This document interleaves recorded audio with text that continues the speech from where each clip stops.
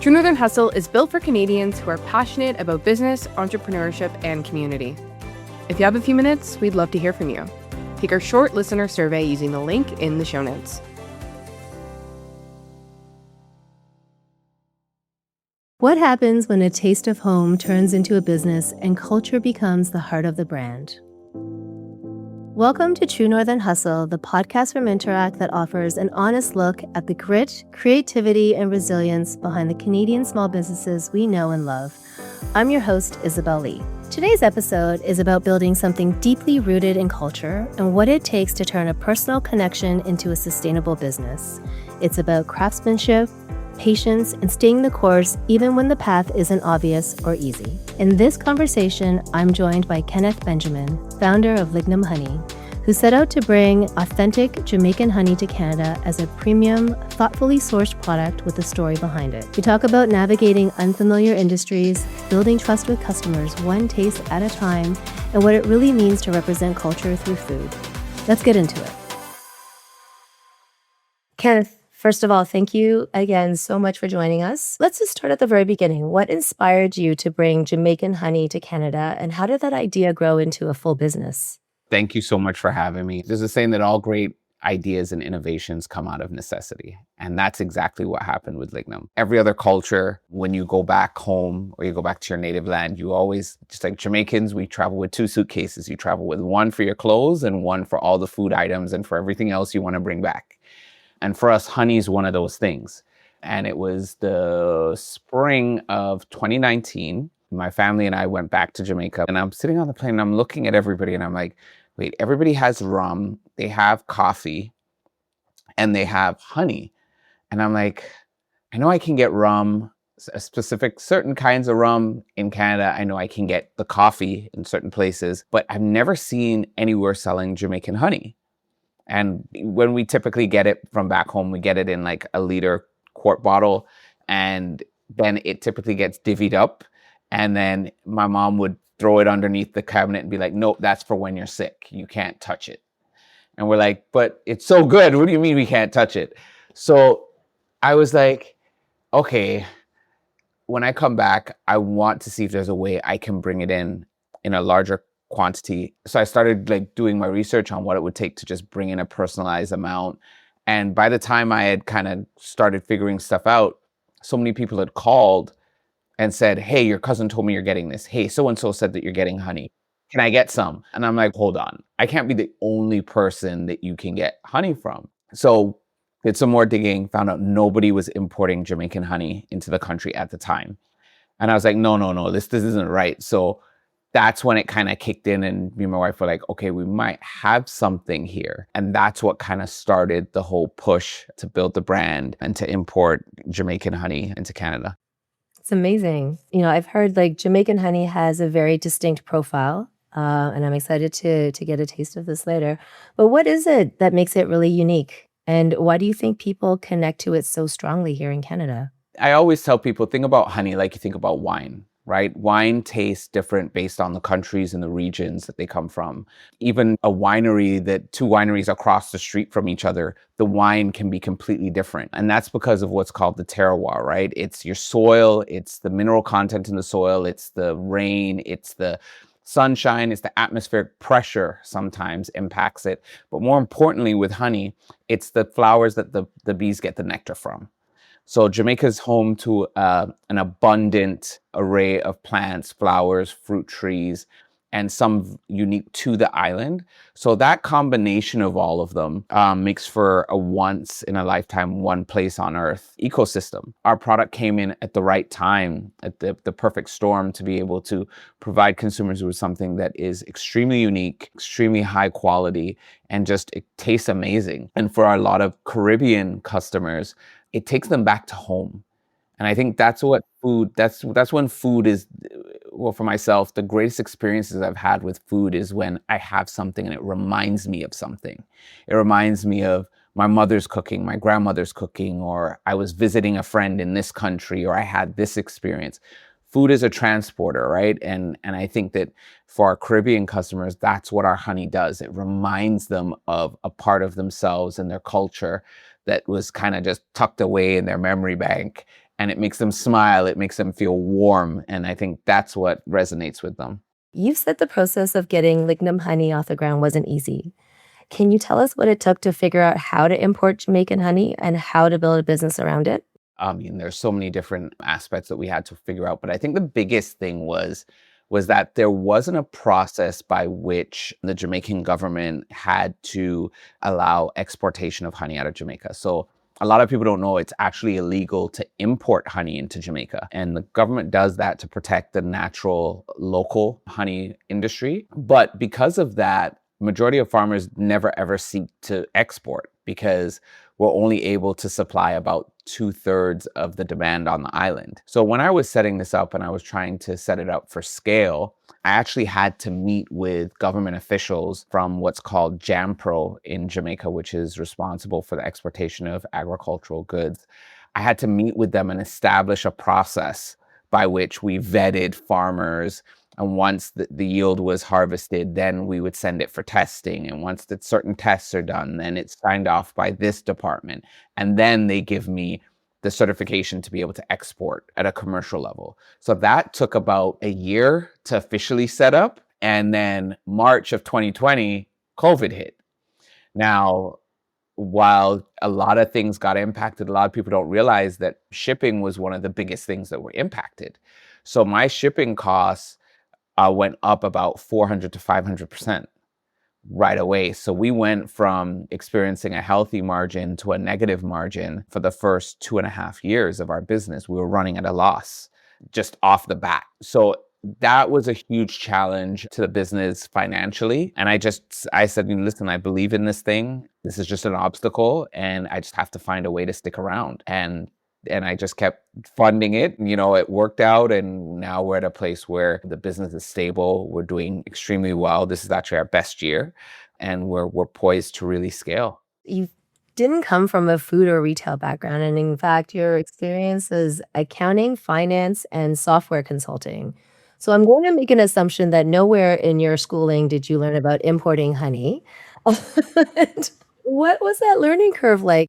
So you're absolutely right. Nothing I knew about importing, exporting honey. One of the things, I was finding it very hard to get information out of Jamaica. Jamaica is still very much paper-based for a lot of things. And if it's not, it's in a closed circuit. So it might be on a database somewhere, but it's not accessible via internet from here. And I hopped on a flight. I didn't have enough time to book time off work. And I literally took my laptop with me and I worked while I drove around the island, taking pit stops at co-working spaces, and then driving again from Negril to Montego Bay to Kingston, all the way to Port Antonio. I was very, very blessed to be connected with some key individuals within the agriculture space in Jamaica and with the Export Authority of Jamaica. And I was able to get meetings with them on short notice and get all the information I needed. And I literally left the island with a binder about this thick with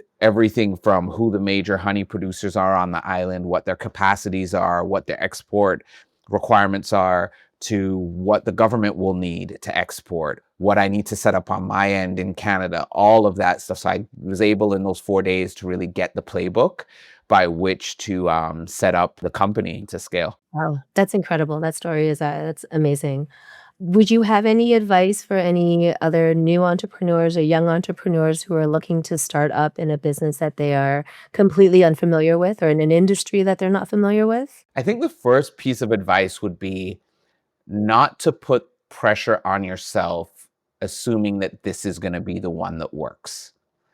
For first-time entrepreneurs, and this is something I learned early on from one of my mentors, is that when you go through your first iteration of any business, you're learning more how to do business than anything. You've got a product, but you're learning how to do business, it's a game. Like, it's all a big Monopoly game. It really is. And once you understand how to do it, you can create and scale multiple businesses over and over and over and over once you understand the formula and the strategies to do good business. So that would be, I'd say, the first thing. The second thing I would say is research and reach out to people that are already in the space. There's a saying, there's nothing new under the sun, right? So there's always somebody that's done something like what you're trying to do. And why waste time trying to figure it out yourself if you can have somebody pour into you and give you some advice? One of the key things I did, I call it my VIP list. I have a list of about 10 to 15 people that I call on a monthly basis. And it's nothing more than, hey, how are you doing? Is there anything you're doing that I can add value to? And also, can I take you out for lunch this month for a half an hour lunch? And you also create a relationship in a way that nobody else is doing it, right? Nobody's taking people just out to lunch to pick their brain. And one thing I realized is successful people like to talk. They will talk your ear off about what they've been through, what they've learned, how they've succeeded. And who am I to say I won't sit there and listen to you pour out while giving me the keys to the kingdom? That's great. I actually really love that insight. The only way to get the information you need is to be vulnerable and ask for the help. You started selling in local markets like Kensington, Philly, and Leslieville. What did those early experiences teach you about connecting with customers and building a community around your brand? It taught me really how to sell and how to know your customer.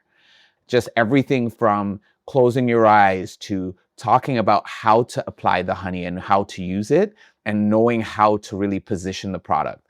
Another thing is realizing that I do not really control the direction of my company. And what I mean by that is I mean like products, SKUs, how we develop. And then you start to look at the sales and you start to realize what's moving and what's not. And that's when we really started to pivot from just being, okay, we do raw honey to now Caribbean flavored honey, right? Because that's what the market demanded. And I realized that over the years that, listen, my vision can be my vision, but without customers, it doesn't mean anything. So it's really the customers that drive the company and drive the direction of the company and where we're going and the types of products we put out. We're not here to be, oh, we're the greatest honey company on the earth or the greatest company. No, we are here to serve our customers in the best way we can. And part of that is understanding that we have to listen to them on how they like to see the products and experience them, but also the type of products we put out. Well, and I think that's probably why your customers have built such a strong connection to you because you are listening to their feedback and they're seeing the results of their feedback in your product, which is so meaningful for like your loyal customers. Considering you often run your business on the go, like selling at markets and events and pop-ups, how have tools like Interact eTransfer helped make payments and customer interactions more seamless? I think sometimes we underestimate the value or the impact of when somebody parts with money. I know it feels different now because we have plastic and we tap or we just put our phone there. But I think that there's an experience that happens when we transfer wealth from one individual, from an individual to an entity as a corporation or someone else.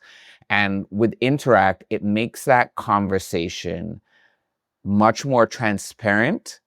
There's a higher sense of confidence with the transaction. And I think that, especially for myself, being at markets in the middle of COVID, where everybody stopped carrying cash, I think that Interact solutions were perfect for that time. And it was a further proof of concept of something that we already knew. And I believe that Interact already knew, is that to be able to provide solutions to people so they can transfer money back and forth seamlessly and in a transparent and confident way is extremely important.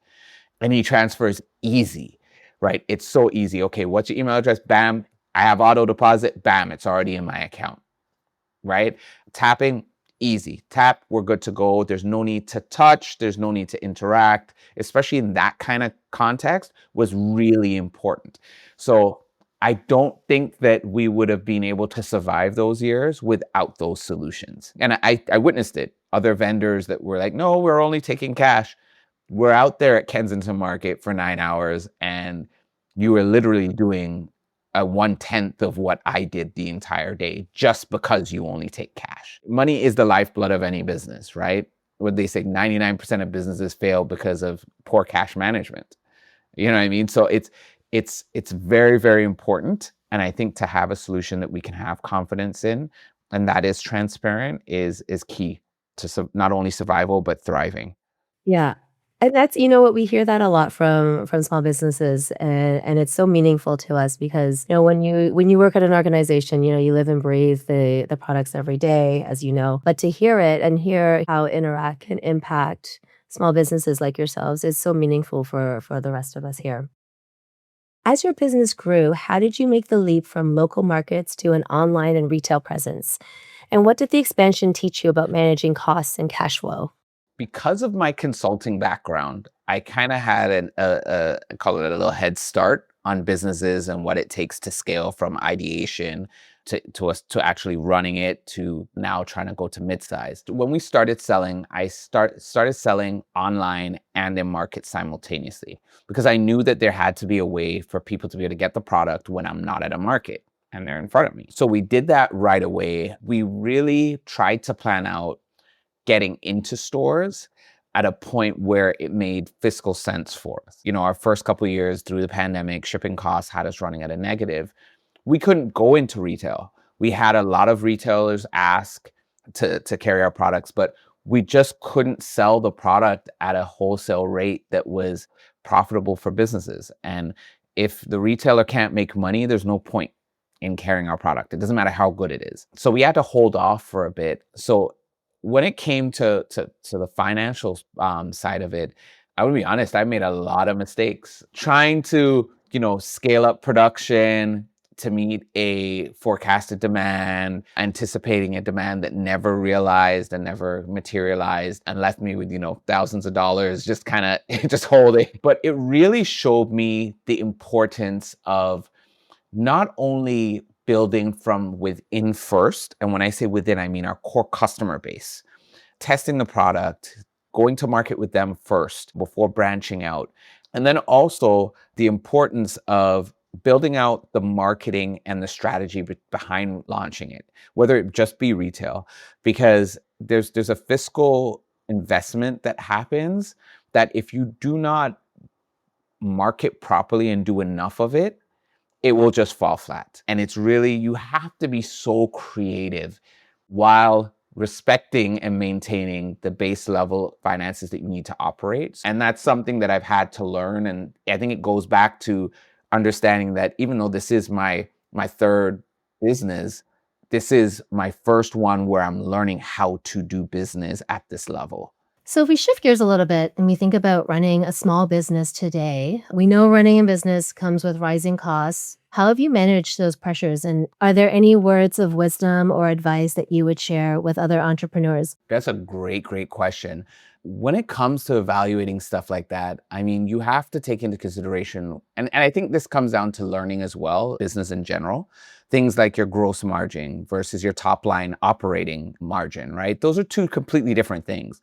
What's your cost of customer acquisition? What does it take you to get a customer? How do you maximize, what's your lifetime value of a customer? What's your average order value? Like all of these things I had to I knew from an outside perspective, but I had to figure that stuff out for my business. And I quickly realized that neglecting figuring any of that out was like driving a car with no brakes, or you know what I mean? Or, no oil and the engine can't run, like it seizes up. Like it's imperative to know what those things mean, one, and to know what it means in your business. So example, when I'm doing a market, and let's say the fees are $200 for the market for the day, I immediately know what my margin is, and I already immediately know how much I have to sell to make that money back, right? And then, okay, it takes me X amount to make, that I have to make back in order to break even. But after that now, how do I maximize my sales after that? Do I do special bundles for that market? What type of market is it? Is it a mom market? Is it a market in an area that there's heavy coffee drinkers? Is it more of a barbecue crowd? Is it more a Caribbean crowd versus a non-Caribbean crowd? So I have to tailor my offering to all of that to maximize my sales, to be able to realize a break-even point and also a profit. In addition, you also have to put a lot of work into servicing clients after the first sale. A lot of people, they focus on just getting the first sale and they're good. I love that. And I'm gonna have to tell you, I don't think I can wait any longer. I think we need to do the taste test right now. Just listening to you talk about it is very exciting for me. So I have 3 of the flavors here: ginger, summer blossom, and Scotch bonnet pepper. Do you have a suggestion on the order that I try these in?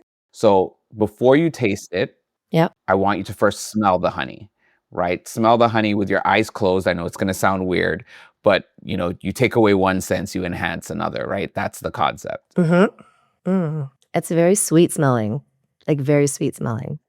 And when you put it on your tongue, I want you to let it sit on your tongue, close your mouth, close your eyes, and then take a deep breath in through your nose.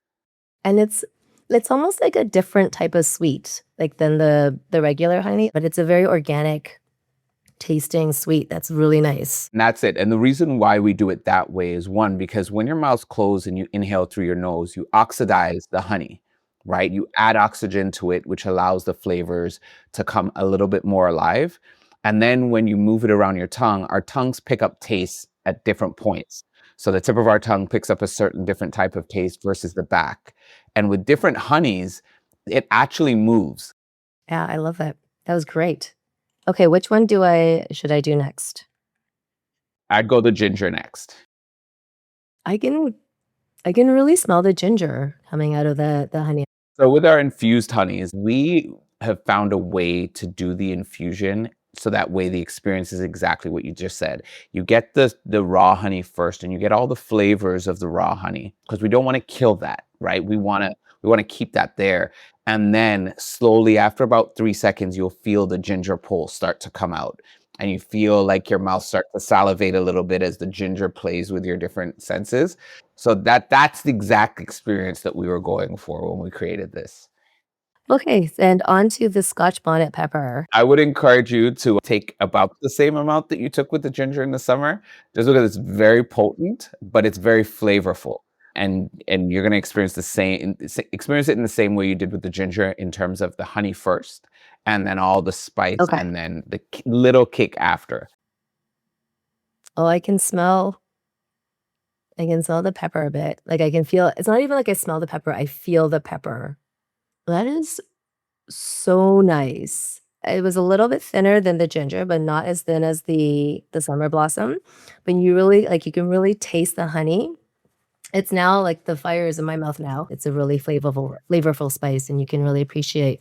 Like even now, I feel it in my mouth, but it's not painful. It's not unbearable. It's really nice. Yeah, and that's the experience we wanted. I think that there's so many hot honeys and great ones on the market, but I find that the majority of them are just heat. And Scotch bonnet peppers are a citrus pepper, and they're more so known for their flavor than their heat. And we wanted to really capture that flavor in the honey. And the beautiful thing is the honey actually encapsulates the flavor, so it doesn't burn your mouth off. It still soothes, right? It's almost like a soothing burn. And it just plays on your tongue, because even now you still should be getting like little hints of flavor. And that's what we wanted. Amazing. Wow. Well, thank you again for taking the time to have this conversation today. Maybe for our listeners who don't know, can you tell us where we can find you? Yeah, you can find us online at lignumhoney.com. So Lignum honey.com, or on Instagram at lignum.honey. You can find us on both platforms. We're just starting to build out our TikTok. So that's at Lignum Honey, no dot, just Lignum Honey. So we're just starting to build that out as well. And also there's information on our site. If you want to go to a retailer near you or find one near you that carries us, there is a page on our site that lists all the retailers and where they're located across the GTA and where you can pick up our products. Amazing. Thank you, Ken. Thank you so much, Isabel. What really stands out in Ken's journey is the care behind every decision. Lignum Honey is a powerful example of what can happen when you listen closely to your community, stay connected to your roots, and commit to doing things the right way, even if it takes longer. We're committed to supporting Canadian small business owners and honoring the time they share with us. In that spirit, today's guest was compensated for their contribution to this episode. If this episode resonated with you, please be sure to follow True Northern Hustle wherever you get your podcasts. And for more tools and resources designed to support small business owners across Canada, visit interact.ca. Thanks for listening.